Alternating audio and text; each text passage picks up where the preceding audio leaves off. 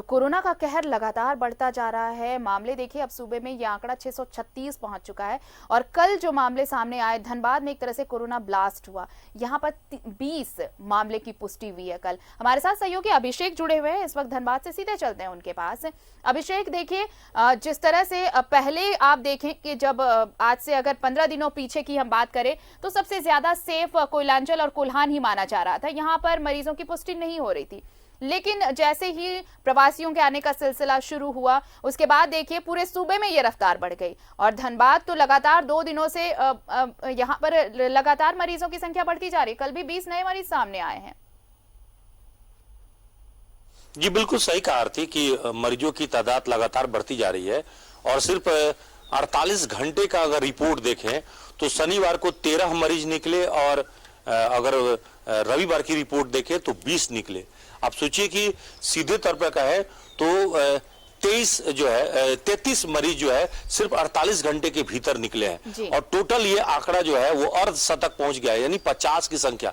सोचिए कि ये 50 की संख्या जो है, पहली जो मरीज पाई गई थी 16 अप्रैल को धनबाद में, और 16 अप्रैल का ये सिलसिला और अब 5th में हम लोग चले गए हैं। लॉकडाउन 5 जो है पहुंच गई है, लेकिन 4 लॉकडाउन के भीतर का रिपोर्ट का है तो जो कल ये चौथे लॉकडाउन के अंतर्गत ही हम अर्धशतक तक पहुंचे हैं। और इस वक्त में धनबाद का अगर टोटल सभी प्रखंड का है तो कोई ना कोई एक मरीज जरूर निकला है, चाहे 2 निकला हो, 5 निकला हो।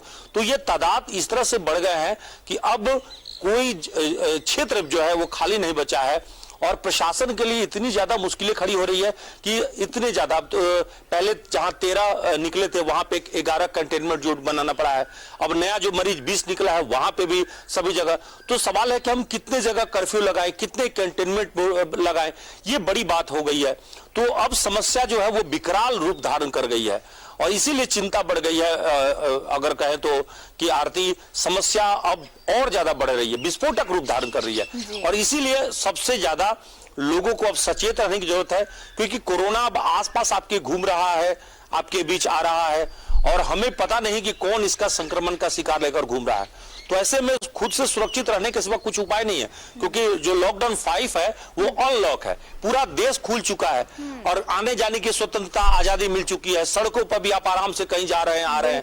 तो सवाल यह है कि पहले तो एक हद तक पुलिस पूछती भी थी कि आप क्यों निकले हैं, कहां निकले हैं, अब वजह भी पूछना लोगों ने छोड़ दिया है।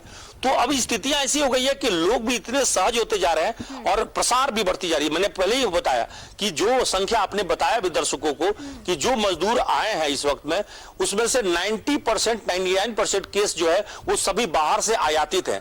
तो यहाँ पे जो है वो संक्रमण था नहीं, वो आयात हम लोगों ने एक तरह से कही है कि इंपोर्ट कर लिया। ये जो संक्रमण का खतरा हम लोगों ने इंपोर्ट कर लिया।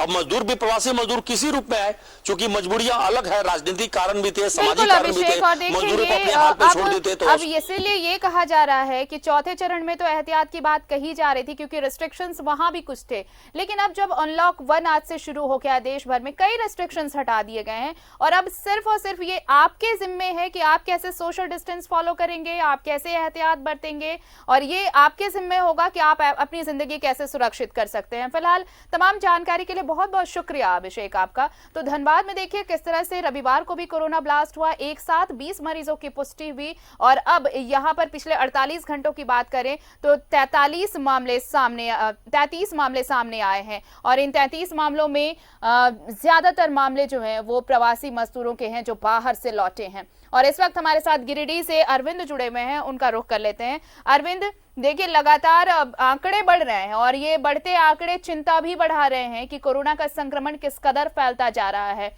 लेकिन जो प्रवासी लौटे हैं उनमें ये संक्रमण पाया जा रहा है। तो जो घरों में लोग हैं, जो लोकल हैं, यहाँ पर जो रह रहे हैं पहले से, उनको पहले से ज्यादा सचेत रहने की जरूरत होगी। अब निश्चित तौर पर जिस तरह से कोरोना का फैलाव हो रहा है, जिस तरह प्रवासी मजदूर संक्रमित होकर बड़ी संख्या में आ रहे हैं, लोगों में सचेत रहने की, जागरूक रहने की जरूरत है। लोगों को जागरूक रहने की जरूरत है। मैं बता दूं कि कल ही गिरिडीह जिले के डुमरी प्रखंड में 3 पॉजिटिव मिला है और जांच रिपोर्ट काफी सुस्त है। अभी तक बता दें 900 जो स्वाब गया है वो उसका जांच पेंडिंग पड़ा हुआ है। अगर जांच रिपोर्ट जैसे जैसे आएगा इसकी संख्या और बढ़ेगी। तो निश्चित तौर पर लोगों को सचेत और सजग रहने की जरूरत है। आज सोशल डिस्टेंस, जो फिजिकल डिस्टेंस कहा जा रहा है, पालन करने के लिए कहा जा रहा है लोगों को कि फिजिकल डिस्टेंस पालन करें, मास्क लगा के चलें, और बेहद जरूरी हो तभी घरों से निकले, लेकिन लोग इसका पालन नहीं कर रहे हैं। आज भी लोग लापरवाह हैं। लोगों को लगता है हमें कुछ नहीं हुआ है, लेकिन सबसे बड़ी बात है कि जो प्रवासी मजदूर आ रहे हैं उसमें लक्षण भी नहीं दिख रहा है और वो पॉजिटिव पाए जा रहे हैं। तो ऐसी स्थिति में जो मजदूर आ रहे हैं वो क्वारंटाइन पूरी करने के बाद घूम रहे हैं। कुछ तो क्वारंटाइन को मजाक बना लिए हैं, क्वारंटाइन में रखा गया, लेकिन वो घर चले जाते हैं, फिर वो अपने गाँव में घूमते हैं, शहर आ जाते हैं। तो ये तमाम चीजें जो लापरवाही है वो घातक साबित हो सकता है। सबसे बड़ी बात मैं बता दूं कि अगर संख्या गिरिडीह में कम दिख रही है तो उसका एकमात्र कारण है जांच रिपोर्ट में देरी।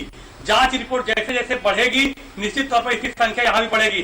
कल ही जब जांच रिपोर्ट आया तो 3 पॉजिटिव और मिला है और यहाँ पर पॉजिटिव की संख्या 19 हो गई है। तो कहा जा सकता है कि लोगों को सचेत और सजग रहने की जरूरत है। भले ही अनलॉक 1 की शुरुआत कर दी गई है, लोगों को काफी छूटें दी गई है, लेकिन लोगों को अपने सेहत और सुरक्षा को लेकर खुद सजग और सतर्क होना होगा। बिल्कुल सतर्क होना होगा। शुक्रिया आपका अरविंद तमाम जानकारी के लिए। तो गिरिडीह से हमारे सहयोगी अरविंद बता रहे थे कि कल जिस तरह से वहां पर भी 3 नए मरीज सामने आए, तो ये आंकड़ा दिन ब दिन बढ़ता जा रहा है और अब तो अनलॉक 1 भी आ चुका है, यानी अब आप देश में कहीं भी जा सकते हैं, आ सकते हैं, कोई रोक टोक नहीं है। रोक टोक अगर हो जब थी उस वक्त कई गाइडलाइंस भी बहुत स्ट्रिक्टली फॉलो किए जा रहे थे, लेकिन अगर अब आपके हाथ में कुछ है तो वो है कि आप एहतियात बरतें, सतर्क रहें, तभी आप इस संक्रमण से बच सकते हैं।